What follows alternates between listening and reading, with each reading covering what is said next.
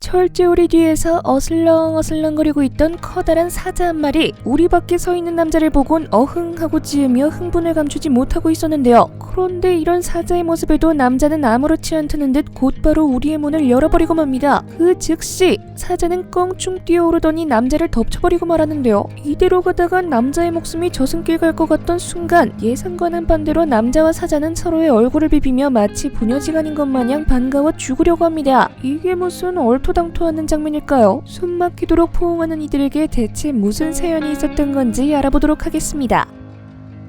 먼저 남자의 이름은 청년환경보호활동가인 발렌틴 그루너, 사자 이름은 시르가라고 하는데요. 맹수 중의 맹수인 사자와 사람이 우정을 나누는 건 쉽지 않은 일이지만 시르가에게 발렌틴이란 없어서 안 될 인생의 동반자 같은 존재라고 합니다. 왜냐하면 시르가를 구해준 생명의 은인이 바로 발렌틴이기 때문이죠. 태어났을 때부터 어미 사자에게 버림받았던 시르가 거기에 엎친 데 덮친 격으로 무리 사이에서 왕따까지 당했다는데요. 이로 인해 시르가는 태어난 지 얼마 안 돼 남아프리카의 한 초원 농장에 버려지고 맙니다. 그렇게 며칠 동안 굶주렸던 탓에 거의 죽은 상태였던 시르가를 발견한 사람은 다름 아닌 발렌틴. 당시 야생보호 프로젝트를 진행하고 있던 발렌틴은 곧장 시르가를 구조해 목숨을 살렸다고 하는데요. 그 이후 발렌틴은 시르가를 위한 보금자리를 마련해 시르가를 데려와 지극정성으로 돌봤다고 합니다. 또한 발렌틴은 시르가를 위한 특별 레시피로 영양을 보충해줘 고작 1.8kg에 불과했던 시르가를 1년도 안 되는 사이 무려 79kg까지 크게 했다는데요. 이런 발렌틴의 정성 어린 사랑과 보살핌 덕분에 건강을 회복한 시르가는 다른 사자와 잘 어울릴 정도로 적응하는 모습도 보였습니다. 그렇게 함께한 지 3년의 시간이 지나 이제 시도 때도 없이 발렌틴에게 안기고 애교를 부리며 마음을 활짝 연 시르가. 하지만 아무리 사람에게 위협을 가하지 않더라도 사자는 사자였기에 나중엔 시르가를 남아프리카 동물보호단체로 보내야만 했습니다. 그렇게 시간이 흘러 발렌틴은 이 시설을 찾아 다시 시르가를 만났다고 하는데요. 철제올이 너머에 있던 시르가는 발렌틴을 알아보았던 건지 발렌틴이 자물쇠를 열려고 할 때부터 빨리 나가고 싶어 안달난 모습을 보여줬습니다. 잠시 뒤 드디어 문이 열렸을 때 맹수의 모습은 온데간데 사라진 채 마치 주인을 기다린 반려견처럼 발렌틴의 품에 달려가 와락 안긴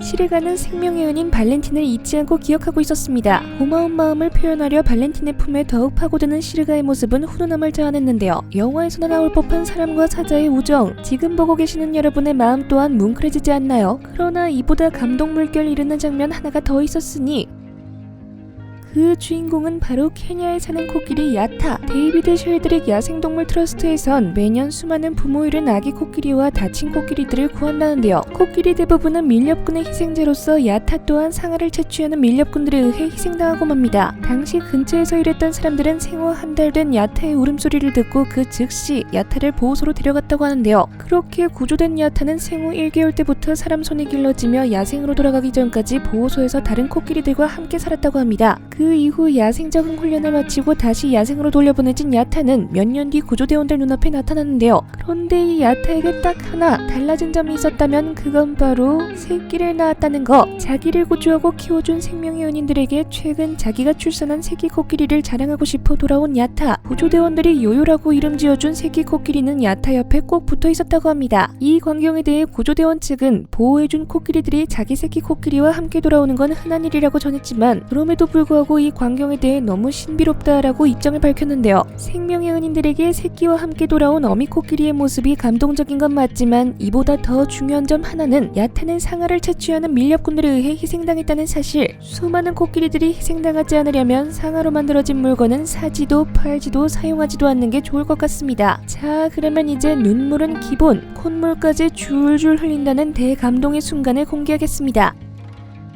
자기의 목숨을 구해준 생명의 은인이 세상을 떠났다는 사실을 어떻게 한 걸까요? 생명을 구해준 은인의 은희를 잊지 않고 있다가 은인이 세상을 떠나자 함께 슬퍼한 코끼리들의 사연이 전해졌습니다. 그 생명의 은인은 바로 남아프리카 공화국 출신 환경운동가 로렌스 앤서니입니다. 어린 시절부터 자연을 사랑하고 환경을 보호하는 일에 평생을 바치기로 마음먹은 로렌스는 환경운동가뿐만 아니라 탐험가 및 야생동물 전문가로도 이름을 떨치기 시작했습니다. 그 이후 야생동물 보호단체를 창설해 활동 중이던 로렌스는 지난 1999년 밀렵군의 공격을 피해 서식지를 이탈한 야생 코끼리 무리가 있다는 소식을 접하게 됩니다. 코끼리들이 출몰한 장소는 다름 아닌 아프리카 최대 규모를 자랑하는 크루거 국립공원 인근. 현지 국립공원 관계자는 코끼리들이 민가로 내려가 사람들을 해칠 위험이 있기 때문에 입양되지 않는다면 사살할 수밖에 없다고 밝히며 로렌스에게 도움을 요청했습니다. 이에 대해 로렌스는 깊이 고민하지 않고 곧바로 코끼리들을 입양했다는데요. 모금을 진행해 기금을 마련하고 민가에서 멀리 떨어진 곳에 코끼리들의 보금자리를 준비하며 직접 데려와 돌보기 시작한 로렌스. 처음에는 무척이나 사람을 경계하던 코끼리들은 로렌스의 보살핌 아래 점점 달라져 어린아이처럼 장난을 치기도 하고 반려동물처럼 애교를 부리며 마음을 열었다고 합니다. 하지만 행복은 그리 오래가지 못했습니다. 10여 년이 흘러 어느새 노년에 접어든 로렌스가 숨을 거두는 안타까운 일이 발생했기 때문이죠. 갑작스러운 비극에 로렌스의 가족과 보호단체 회원들을 비롯한 수많은 사람들이 로렌스의 장례를 치르며 슬퍼하는 도중 놀라운 일이 일어나고 맙니다. 왜냐하면 저 멀리 들판에서 로렌스의 집을 향해 코끼리들이 줄지어 걸어오고 있었기 때문. 이렇게 로렌스의 집 앞에 나란히 선 코끼리 20여 마리는 긴 코를 하늘로 들어 올려 울기 시작했다는데요. 이 광경에 로렌스의 아내는 그동안 코끼리들은 자기 보금자리를 벗어난 일이 거의 없었다라며 놀라움을 감추지 못했습니다. 누구도 코끼리들에게 로렌스의 죽음을 알려주지 않았는데도 로렌스가 세상을 떠났다는 사실을 깨닫고 방문한 것 같은 코끼리들의 모습은 가족들의 눈시를 불켰다고 합니다. 로렌스가 운영하던 환경단체 관계자들 또한 코끼리들이 어떻게 로렌스의 죽음을 알아차렸는지 설명하기는 어렵지만 이건 기적과도 같다고 하는데요. 자기의 목숨을 살려준 은인의 장례식에 참가하기 위해 먼 길을 걸어와 애도를 표한 코끼리들의 이야기. 몇 년이 지난 오늘날에도 회자되며 전 세계 사람들에게 감동을 안겨주고 있습니다. 사람과 동물 간의 특별한 정서적 교감, 이를 통해 형성된 강한 유대관계, 어쩌면 사람보다 더한 아름다운 우정이 아니었을지. 지금까지 생생지식정보였습니다.